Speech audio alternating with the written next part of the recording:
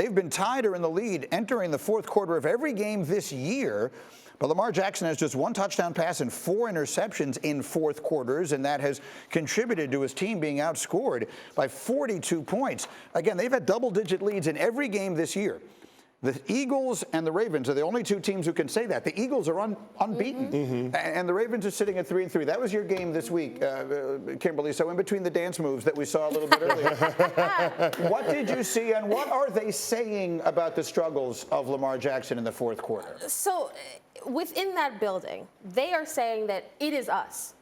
Yes, they lost to the Giants, but they think we are the reason that we are losing these games. It's not necessarily what other teams are doing. I could tell you, I spent a couple days at the Giants facility, and Kayvon Thibodeau told me the mistake teams make with Lamar is they give him too much time to think. We're trying to speed up that clock in his head so that he makes the wrong decisions. And what we saw late in that game, again, was Lamar making the wrong decisions. What I'm worried about most is for Lamar's pockets, because we all said he should get paid.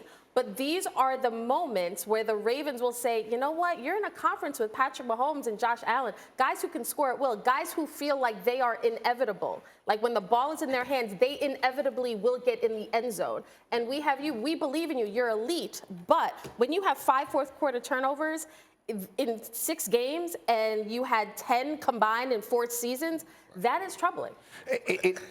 I hate that has to be part of the conversation, but both sides knew it had to be, right? If you're not going to get the deal done before the season, both sides knew that it was going to be the storyline of the season one way or the other, and so far it's going the wrong way. Yeah, I mean, I guess you could say that, but who else they going to sign? Like, it doesn't change anything. Like, okay, Lamar Jackson has had a rough couple of games in fourth quarter this year. Lamar Jackson has been a closer for them. Okay, so they're going to walk into negotiation with Lamar Jackson and say, but you had 5 fourth quarter turnovers, and so we're going to let you walk.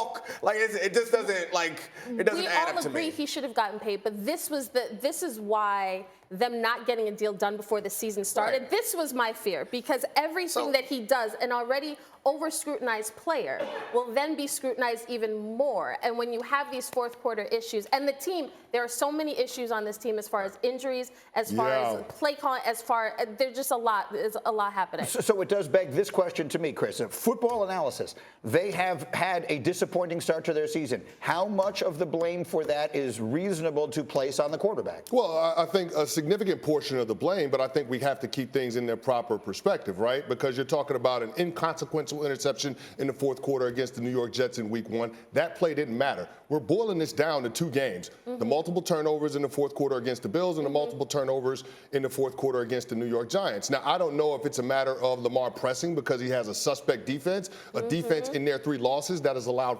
45 fourth quarter points and 379 total yards of offense, or if it's a matter of Lamar Jackson missing his #1 wide receiver in Rashad Bateman. Remember, he got injured early in the second half against the Buffalo Bills, and he didn't play against the New York Giants. And that's where we see those fourth quarter collapses against quality opponents. So either way, I think you are seeing a player that's pressing, but there are reasons why he's pressing. And I think all of those things have the potential to improve. Defensively, they're getting healthy. Tyus Bowser's back. David Ajabo's going to be back, creating more pressure, taking some pressure off of the back end of that defense, and then you're going to get Rashad Bateman back potentially this week. So I think all of the ails for the fourth quarter for Lamar are going to get better as the season progresses. The Bateman injury is huge because it seems like the recipe to stop Lamar is to force him to make quick decisions by blitzing him and playing tight man coverage, because he is not going to be like a pinpoint accurate Drew Brees type of guy. But when you have a guy like Rashad Bateman who can create separation and take plays all the way to the house, I think that changes the calculus for the defense. But I do think that you have to blame Lamar a little bit, because this has been a team that's been constructed to close,